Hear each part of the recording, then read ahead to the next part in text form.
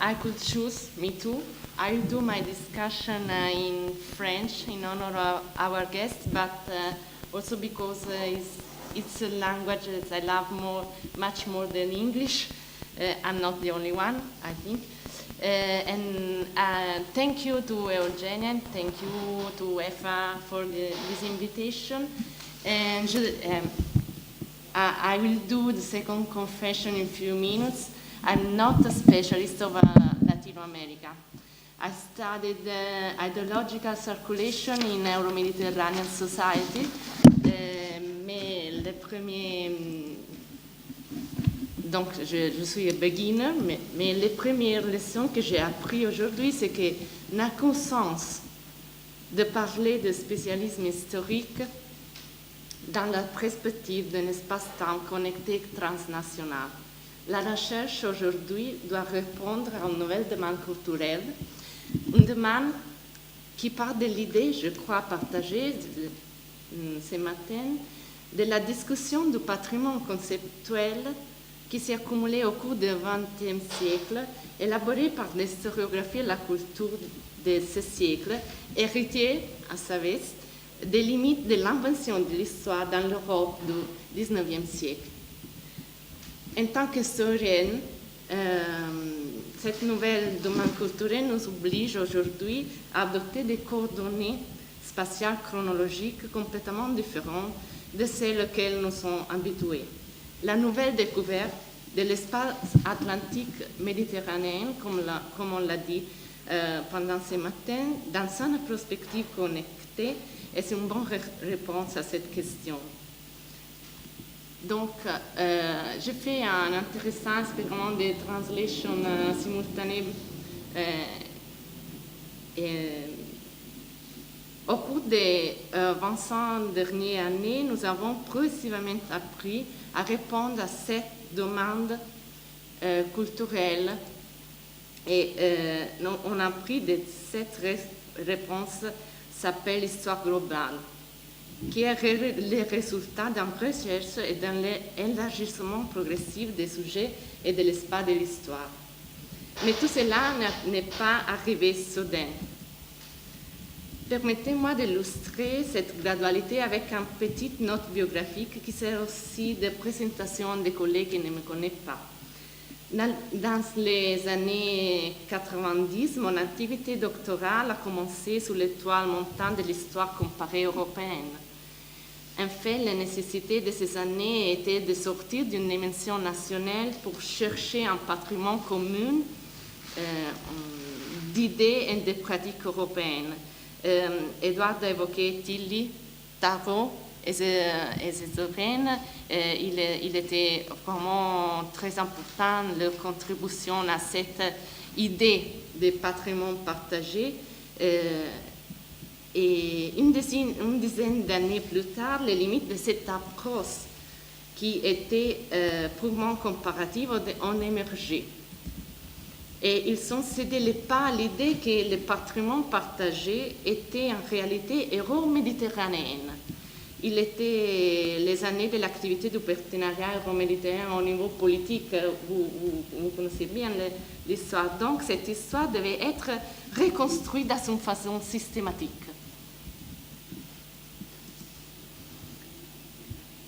Alors, en tant que chercheur, on m'a demandé d'écrire une nouvelle histoire de la Méditerranée moderne et contemporaine qui dépassait la dimension colonialiste et impérialiste exclusivement conflictuelle pour raconter l'histoire de tous les acteurs méditerranéens sur un pied d'égalité.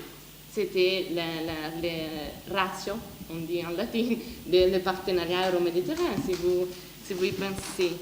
Alors, il s'agissait toujours d'une histoire qui avait comme sujet des espaces géographiques. La querelle était, peut-être vous vous rappelez, comme le disait Fernand Braudel, qu'est-ce qu'il y a dans la Méditerranée, qu'est-ce qu'il y a au dehors de la Méditerranée. Il y a 2 ans, un grand éditeur italien m'a proposé d'écrire un nouveau manuel d'histoire contemporaine pour l'école italienne dans une perspective globale, d'histoire globale. un exploit presque impossible, du moins en Italie, où l'Emmanuel raconte une histoire nationale eurocentrique, toujours fondée sur l'hypothèse d'une spécificité de l'histoire italienne en tant que nation.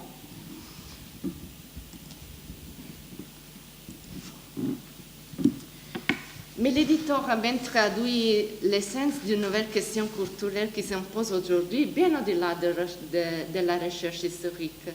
Comment susciter encore l'intérêt de l'histoire accusée de tout ramener à l'Europe et à son passé?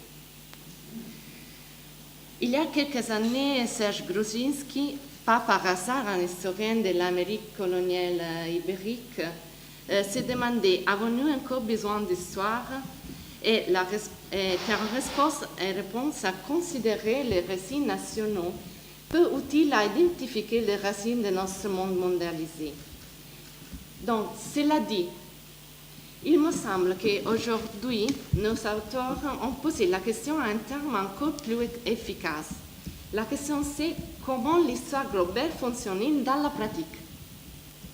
C'est ça le point. Comment ça se fait dans la pratique? On peut parler beaucoup de théories, mais dans la pratique, comment on fait à faire de l'histoire globale, de l'histoire simultanée des populations mondiales.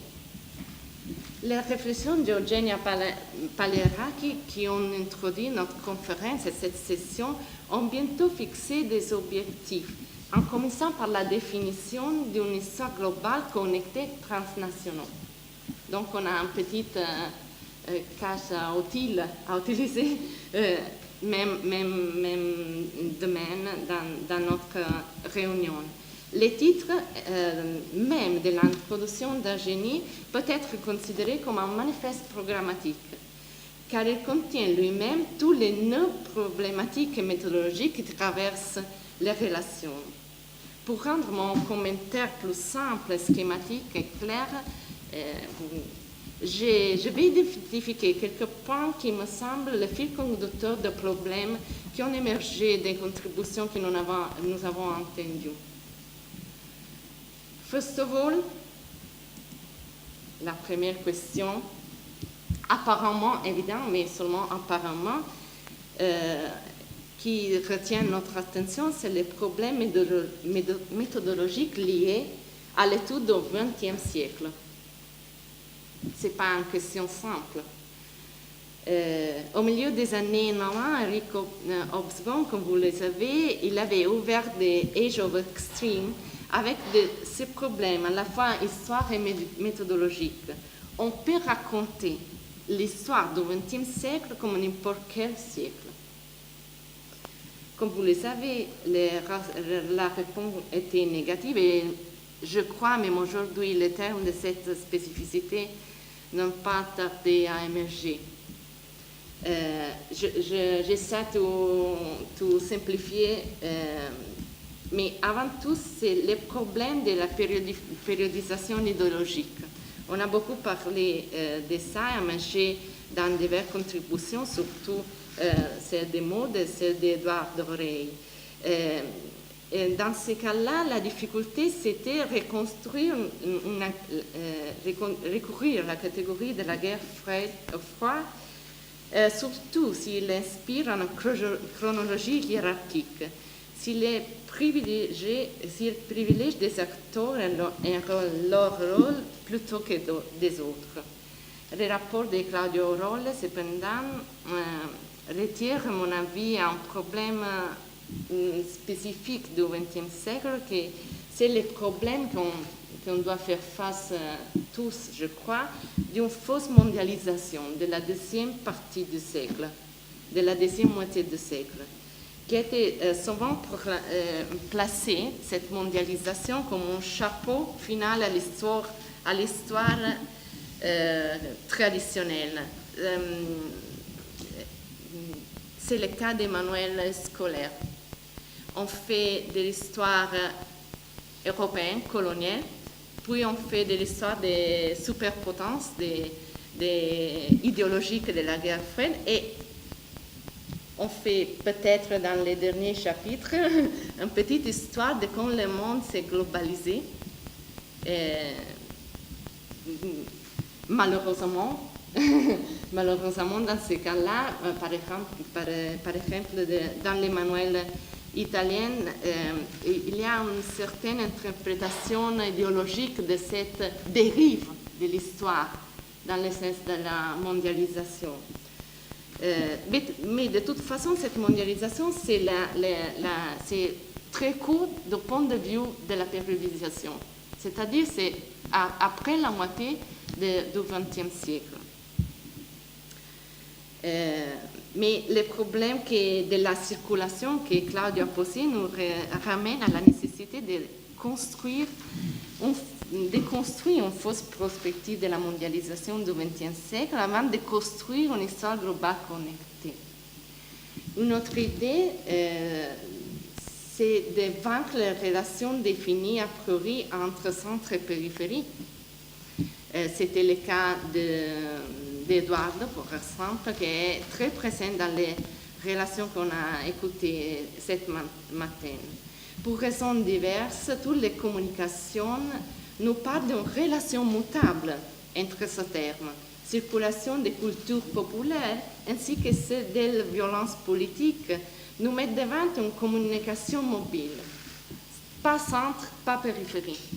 Ce n'est pas le cas de parler d'un centre, elle disait les États-Unis qui ont donné la modalité de faire un coup d'État militaire. Ce n'est pas le cas de parler de ça.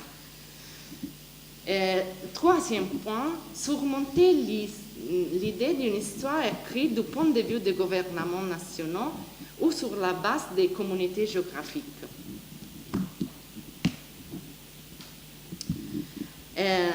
Et c'était le cas de l'historiographie brésilienne qu'on a écouté. Mais par-dessous, il me semblait, s'impose l'idée de déterminer ce qui est politique. Comme un contrepoint à des interprétations historiques totalement politiques, la recherche des dernières années, et c'est le cas même de Tarot, de Tilly, ont privilégié la dimension culturelle dans les dernières décennies. Cela a conduit presque au dépassement de la dimension politique en faveur du social et du culturel. Exemple, la microstory, mais aussi l'histoire sociale, identifiant erronément l'histoire politique dans l'histoire de l'État. Politique, a été affirmé aujourd'hui à plusieurs reprises, n'est pas nationale ou nation. N'est pas nationale ou nation. Au contraire, la nécessité de casser les liens entre recherche historique et tradition culturelle nationale a été évoquée. La révolution cubaine n'est pas seulement nationale, on le sait très bien, mais la dictature militaire brésilienne n'est pas seulement nationale. Les hymnes et les chansons qui naissent pour célébrer certains événements, ils prennent une scène latérale et créent une nouvelle société dans différents contextes. Je me rappelle, le disais hier à Claudio Rolle, ma génération en Italie a considéré les chansons des Inti Illimani comme une chanson de proteste. On savait bien dans quelle direction menait la proteste, mais de toute façon, c'était proteste. La politique nationale est comprise et prend le sens, il est connecté. Ça m'a paru l'idée de cette matinée. Il est compris et renforcé dans son procès commun. Et cependant, la nation continue d'exister et les nations, toujours conçues comme une définition d'espace géopolitique, continuent d'être les protagonistes de nos histoires. Aujourd'hui, nous ne pouvons pas les ignorer. Quelle était à ces propos la propos d'aujourd'hui, la propos qui a émergé? La politique nationale comme politique connectée. Je vous apporte des exemples de ce qu'on a écouté aujourd'hui. la défi, je crois, n'est pas de nier la politique, la nation, les conflits sociaux, la guerre, la domination sont des choses qu'on doit narrer dans notre storytelling, mais de trouver de nouvelles clés à l'historique politique. C'est ça, dans la pratique, ce qu'on fait notre auteur dans la matinée. Toutes les relations, en fait, ont mis en évidence les caractères nettement politiques, mais en politique, si on peut dire connectés, souvent déclinés dans une dimension comparative. Je vais très vite.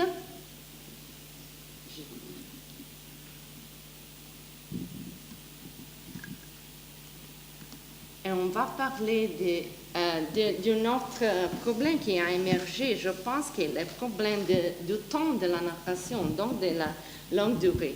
Les communications que nous avons entendues au cours de la matinée, ils se concentrent surtout sur les 200 indiens du milieu des années 50 au milieu des années 80 du XXe siècle. C'est le moment, je pense, où il est particulièrement facile de saisir des connexions. La portée des processus globaux il est particulièrement évident dans les décennies qu'on a dit. Il contient des expériences particulières. Avec les contextes de développement et de transformation typiques de ces décennies, le plus facile de saisir, c'est qu'Eduardo et Tristan, en citant un propos à P. Vogue. Mais à mon avis, le plan de Vogue s'applique bien au-delà de la violence politique, il s'applique bien au-delà de la périodisation qu'il a utilisée, que ce sont les long 60.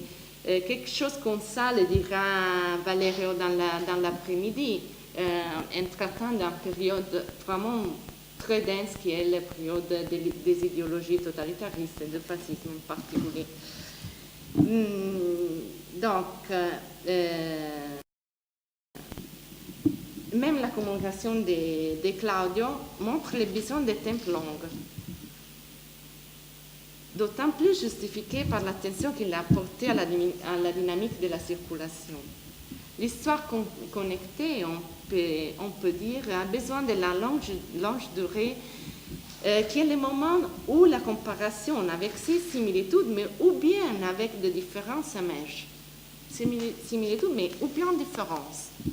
Ce n'est pas dit qu'il y a des similitudes dans la narration, dans le contexte de l'histoire globale. Par exemple, sans surprise, Serge Grushinski, que je vous ai nommé avant, a appliqué le paradigme de l'histoire globale à la Renaissance. C'est simple, ça.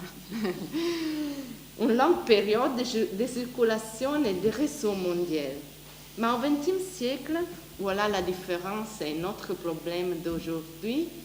Le problème, c'est que, comme l'a dit Eduardo, la longue durée est presque équivalente à une période biographique. Et cela conduit à une extrême rapidité des processus et des contre-processus qui doivent être pris en compte. C'est très vite. Ce sont les longues 60, c'est une décennie dans l'économie de l'histoire de l'humanité, ce n'est pas grand-chose, mais de toute façon, dans le XXe siècle, il s'agit d'une longue duration. Et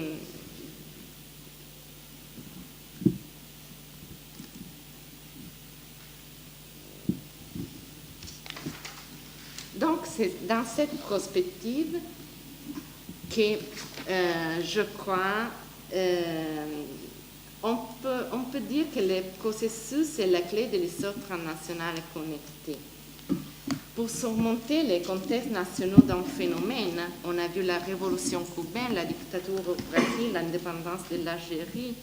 Moi-même, j'ai écrit à propos, il y a quelques semaines, dans les manuels à propos de l'indépendance de l'Algérie, où tous les manuels reportent la connexion entre l'indépendance de l'Algérie et le gaullisme. Moi aussi, j'ai écrit à propos de la connexion entre l'indépendance d'Algérie et la révolution cubaine, qui doit être expliquée. J'ai posé comme document multimédielle la dernière apparition de Che Guevara à la conférence d'Alger en 1964, que c'est sa dernière apparition, qui explique aux Algériens comment les Cubains ont fait la révolution et qui ont trouvé après la révolution quels sont les problèmes à faire face après la révolution. C'est très intéressant parce qu'on dépasse totalement l'Europe dans ces rapports-là. Donc, pas l'égoïsme, ou pas seulement l'égoïsme, mais aussi une relation qui dépasse totalement l'Europe et qui peut être plus intéressante de la relation avec l'égoïsme. Donc, c'est ça à propos du temps. Et donc, surmonter les contextes nationaux des essais d'un phénomène et l'émergence des processus de construction des cadres idéologiques mondiaux, ou bien dans le cas du Brésil, l'émergence d'une spécificité culturelle, il faut les raconter dans la longue durée.